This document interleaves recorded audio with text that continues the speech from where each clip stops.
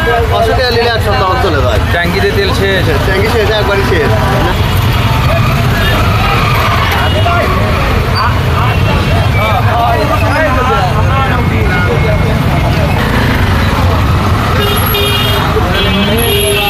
ট্যাঙ্কি ভরে নেবে।